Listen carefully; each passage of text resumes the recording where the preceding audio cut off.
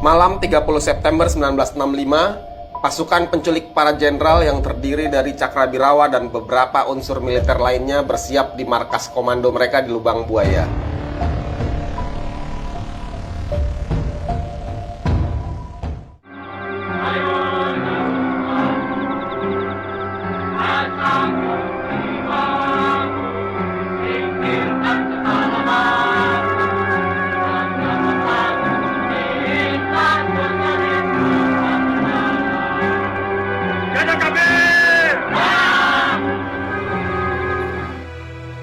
Sebelum bergerak, mereka di-briefing dan dicuci otaknya untuk menangkap hidup atau mati para jenderal yang mereka sebut sebagai Dewan Jenderal untuk dihadapkan kepada Presiden Soekarno. Jenderal itu antek-antek imperialis PIA yang punya rencana jahat akan mengadakan coup atas kepemimpinan pemimpin besar revolusi, Panglima tertinggi, Presiden seumur hidup, Bung Karno.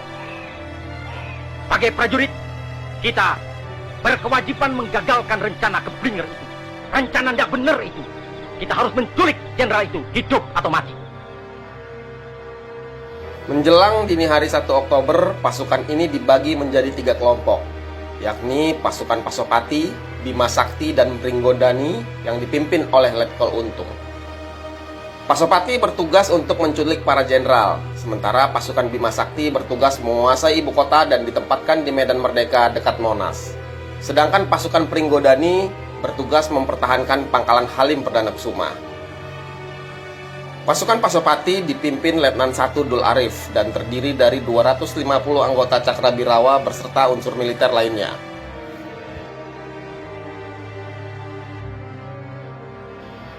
Komposisi pasukan paling banyak diarahkan untuk menjemput Jenderal Nasution dan Jenderal Yani, karena keduanya adalah target utama dan kediamannya pun dijaga oleh para pengawal.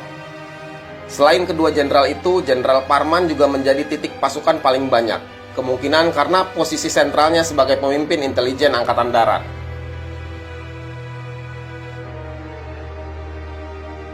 Pasukan penculik Jenderal Nasution dipimpin oleh Pelda Jahuruk.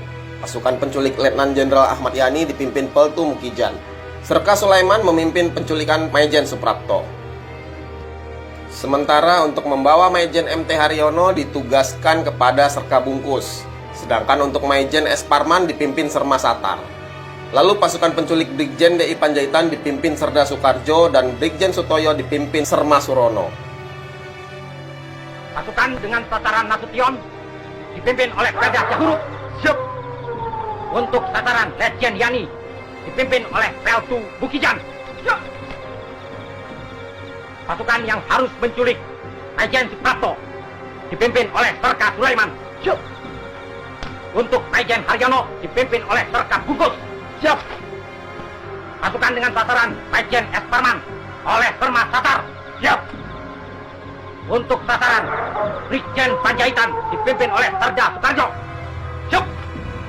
Pasukan yang harus menculik Brigjen Sutoyo dipimpin oleh Serma Surono.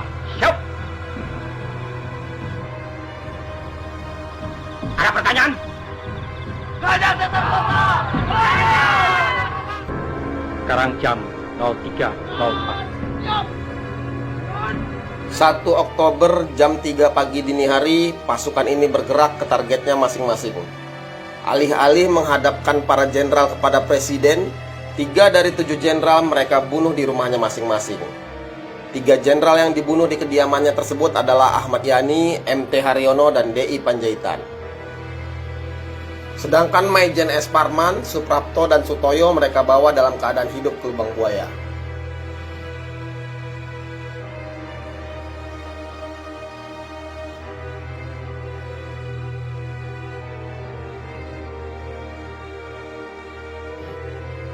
Penembak Jenderal Ahmad Yani adalah Serda Giadi. Jenderal Ahmad Yani ditembak dari belakang ketika hendak mengganti baju dan masuk kembali ke rumah, tapi dilarang oleh pasukan penculik. Mendengar larangan tersebut, Ahmad Yani spontan menampar salah satu prajurit karena dianggap lancang. Melihat hal itu, Sertu Raswat memerintahkan Serda Giadi untuk menembak Yani dari belakang, dari balik pintu kaca rumahnya. Duduk. Ada apa? Bapak diminta menghadap Presiden. Sekarang juga. Sekarang? Siap, Jenderal.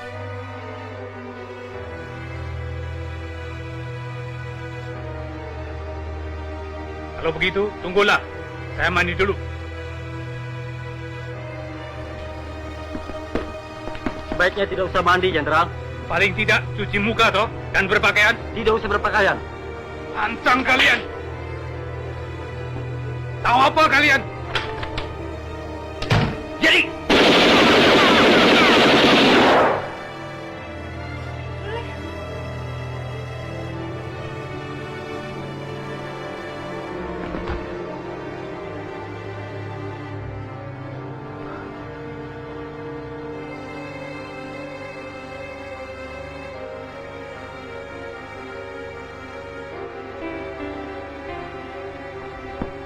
Cepat, Merson.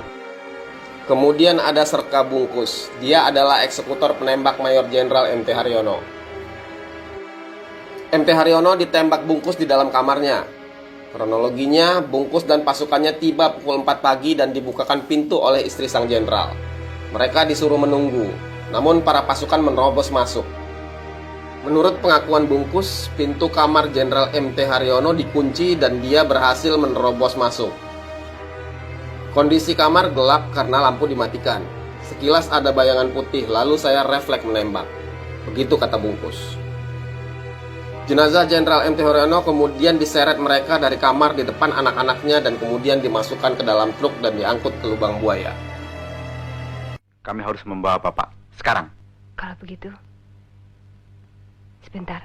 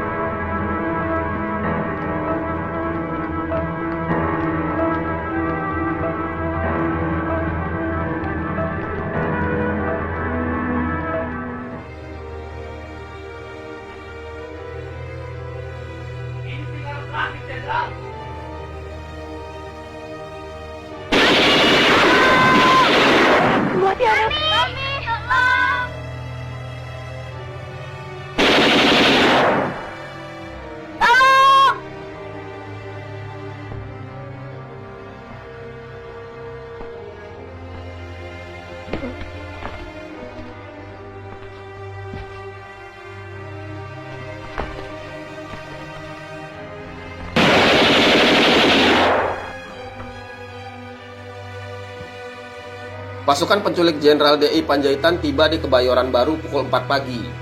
Pasukan yang dipimpin Serda Soekarjo ini langsung memaksa seorang pembantu untuk menunjukkan letak kamar tidur DI Panjaitan. Mereka bahkan menghancurkan perabotan di rumah sang jenderal. Albert Naiborhu, keponakan Jenderal Panjaitan, turut menjadi korban peluru pasukan penculik. Dia tewas di berondong peluru Cakrabirawa. Jenderal Panjaitan kemudian diancam bahwa semua keluarganya akan dibunuh apabila tidak turun. Kemudian sang jenderal yang telah berganti seragam militer turun dari lantai 2. Setelah turun di halaman rumahnya, Panjaitan dipukul dan ditembak oleh pasukan penculik hingga tewas seketika. Tekan atau saya letakkan rumah ini. Saya peringatkan sekali lagi, Jenderal.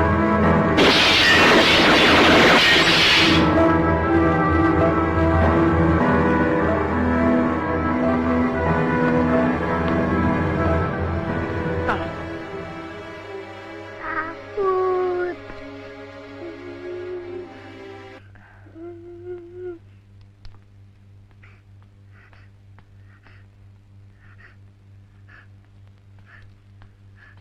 Papi.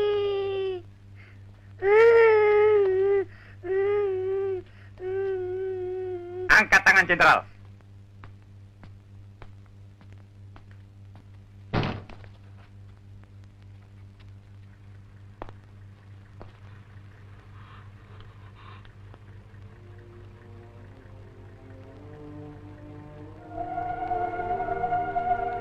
Ayo cepat, Jenderal. Kita habis waktu.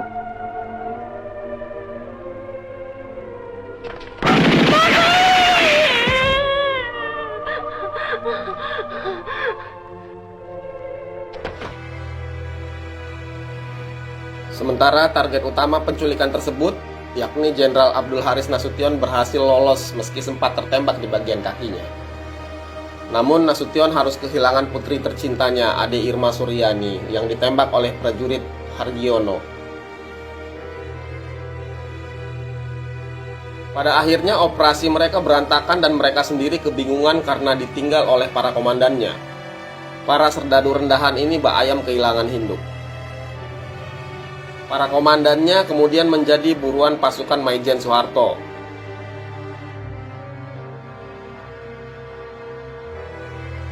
Letkol Untung ditangkap di Tegal 11 hari setelah peristiwa penculikan dan pembunuhan itu. Dia ditangkap oleh Hansip karena disangka copet setelah kabur dari bis yang ditumpanginya. Dia kemudian divonis mati dan dieksekusi di Lembang, Bandung. Sementara Letnan 1 Dul Arif nasibnya misterius. Kabarnya dia ditangani langsung oleh Ali Murtoko, orang kepercayaan Soeharto, dan dia dieksekusi mati juga. Lalu bagaimana nasib para serdadu rendahan yang menjadi eksekutor? Sebagian besar dihukum mati setelah dipenjara kurang lebih 25 tahun. Colonel Latif here tried to kill General Nasution, was wounded in the process, and now awaits trial. During the coup, Latif directed tactical operations. General Parman, Chief of the Army Intelligence, was killed by this man. He shot General Yani, Chief of the Army. Here the murderer of the Deputy Chief of Staff. Lance Corporal Hargiono missed General Nasution, but shot his sister and infant daughter 5 times.